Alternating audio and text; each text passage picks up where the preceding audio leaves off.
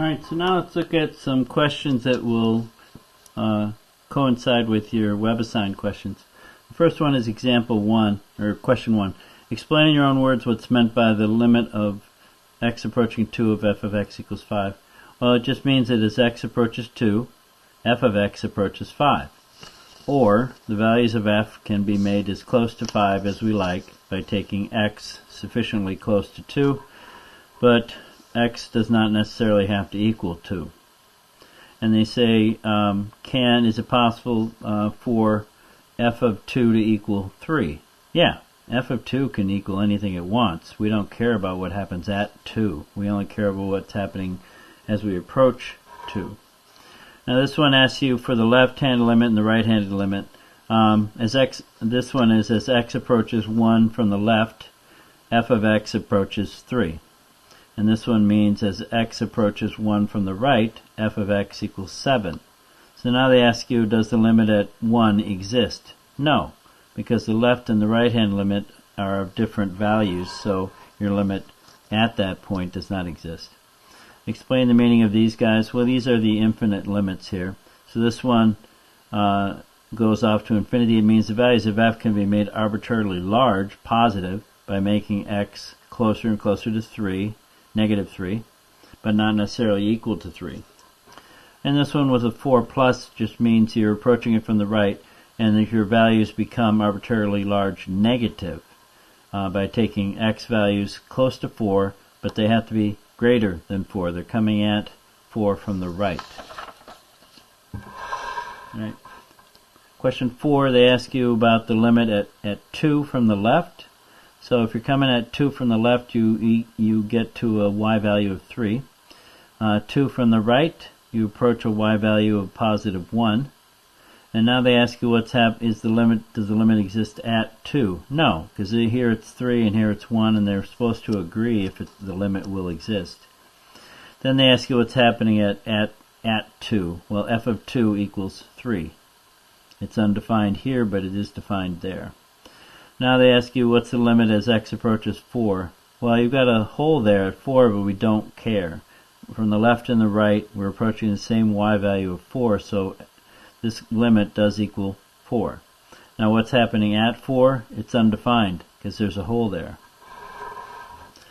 Alright, so here they ask you a bunch of limits. Here they say negative 3 from the left, negative 3 from the right, and negative 3. Negative 3 from the left is 4. Negative 3 from the right is 4. And so the limit at negative 3 is equal to 4, because the left hand and right hand limits are the same and they're equal. So you can say the limit exists and it does equal 4. And now at h of negative 3, it's undefined. It does not exist because there's a hole there. So now what about 0 from the left, 0 from the right, and the limit at 0? Well, if 0 from the left is 1, 0 from the right is negative 1, and so the limit at 0 does not exist because the left and right-handed limits do not agree. And what's happening at 0? H of 0 equals 1. Now they ask you the limit of 2, and they ask you what's h of 2. Well, h of 2 is undefined because there's a hole there. The limit at 2 does exist because it approaches from the left and right the same y value of 2. So that limit does exist. Here you've got the limit of 5 from the right and limit of 5 from the left. From the right, you're definitely approaching a value of 3. From the left, you're going all over the place, so that limit from the left does not exist. Question 8, they ask you what's the limit as x approaches negative 3. Well, as you approach negative 3 from either side, it goes off to infinity, so that limit equals infinity. This one is approaching 2 from the left.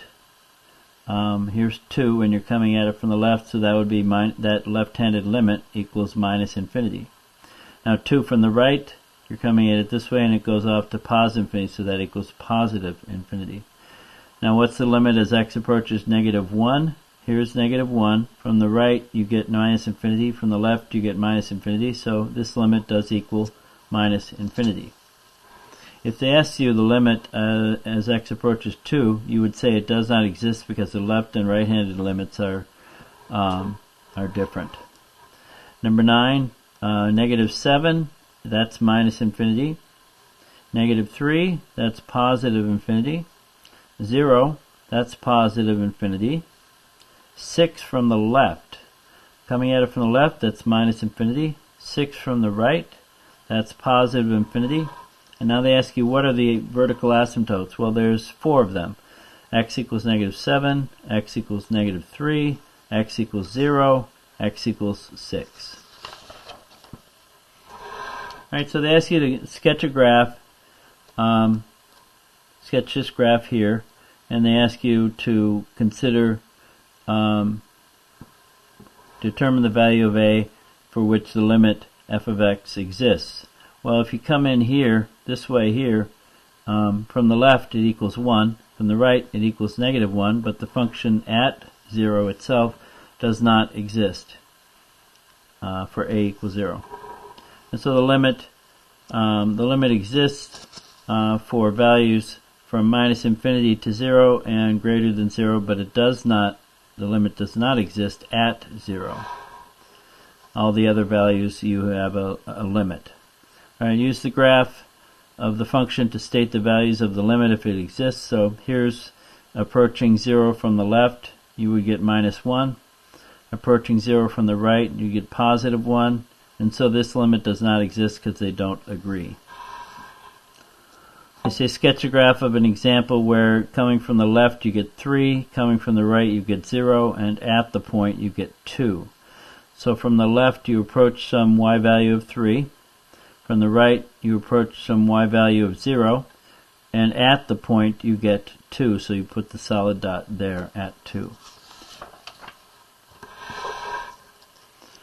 19, they ask you to figure out what the limit is, and they're obviously approaching 3 from the right and 3 from the left.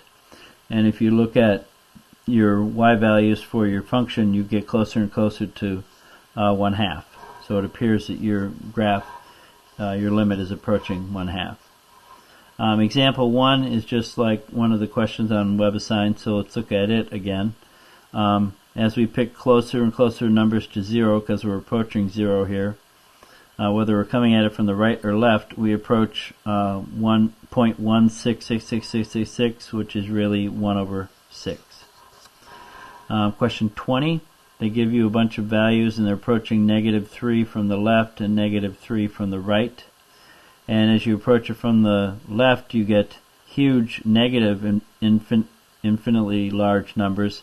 If you approach it from the right, you get infinitely large positive numbers. So the limit from the left is minus infinity, limit from the right is positive infinity, but the limit itself does not exist, since those do not agree. Alright, so now they ask you to determine the infinite limit. So if you're looking at this from the right, these are numbers that are slightly bigger than 5, so a number slightly bigger than 5 subtracting 5 is a positive number, but it's very small, and it gets infinitely smaller as you get closer and closer to 5. So this number, this denominator is positive and small. The top approaches 6, because 5 plus 1 is 6. So 6 over an infinitely small number is infinitely small positive number, and 6 is positive as well, so that would go off to positive infinity. This one, as you approach 5 from the left, you're talking about 4.9 minus 5, so that's a negative small number. And if you're approaching 5 from the left, you're still going to approach 6 as your numerator, positive 6, over a negative small number, so that approaches negative infinity.